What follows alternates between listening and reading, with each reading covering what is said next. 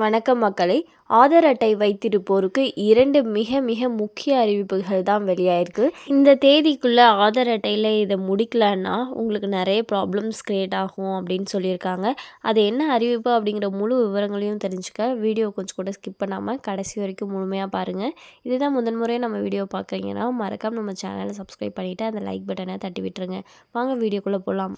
நீங்கள் புதிய நகரத்தில் குடிபெயர்ந்திருக்கிறீர்களா அல்லது சமீபத்தில் உங்கள் முகவரியை மாற்றிவிட்டீர்களா?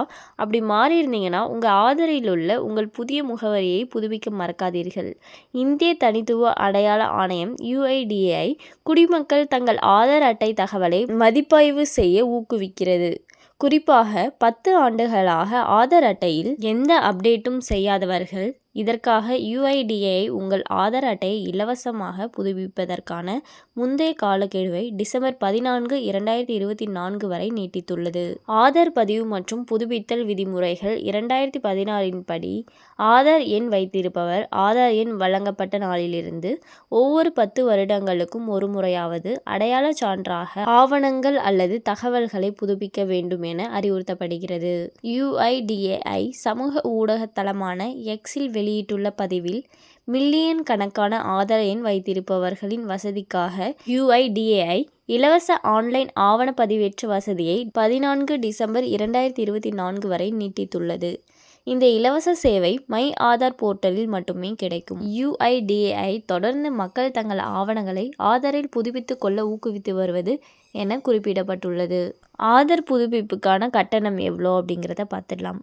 ஆதார் மையத்தில் ஆவணங்களை இலவசமாக புதுப்பிக்கலாம். இருப்பினும் இலவச அப்டேட்டின் காலக்கெடுவிற்கு பிறகு யாராவது அப்டேட் செய்தால் அதற்கு பொருந்தும் கட்டணம் ரூபாய் 50 இருக்கும். இப்போ ஆதாரை எப்படி புதுப்பிப்பது அப்படிங்கிறத பார்த்துடலாம். ஆதாரை புதுப்பிக்க முதலில் மை ஆதார் போர்ட்டலுக்கு செல்லவும்.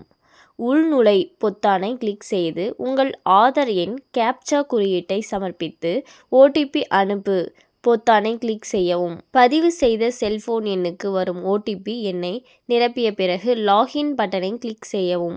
ஆவண புதுப்பிப்பு பொத்தானை கிளிக் செய்யவும்.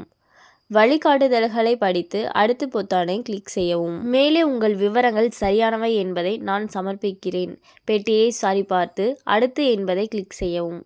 அடையாள சான்று மற்றும் முகவரி சான்று ஆவணங்களை பதிவேற்றவும். பின்னர் சமர்ப்பி என்பதை கிளிக் செய்யவும். உங்கள் மின்னஞ்சலுக்கு சேவை கோரிக்கை எண் SRN அனுப்பப்படும்.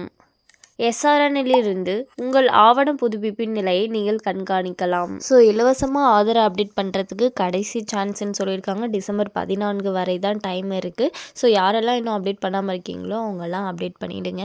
மேலும் இது போன்ற அரசாங்கம் சார்ந்த அனைத்து அப்டேட்களையும் உடனுக்குடனே தெரிஞ்சுக்கணும்னு நினச்சிங்கன்னா மறக்காம நம்ம சேனலை சப்ஸ்கிரைப் பண்ணி பக்கத்தில் இருக்க பெல் ஐக்கானை கிளிக் பண்ணி அதில் ஆளுங்கிற ஆப்ஷனை செட் பண்ணி வச்சுக்கோங்க. அப்போ தான் நம்ம அப்லோட் பண்ணுற வீடியோ உடனுக்குடனே உங்களுக்கு நோட்டிஃபிகேஷனாக வந்து சேரும். அது மட்டும் இல்லாமல் அந்த லைக் பட்டனை தட்டி விட்டுருங்க. தேங்க்ஸ் ஃபார் வாட்சிங்.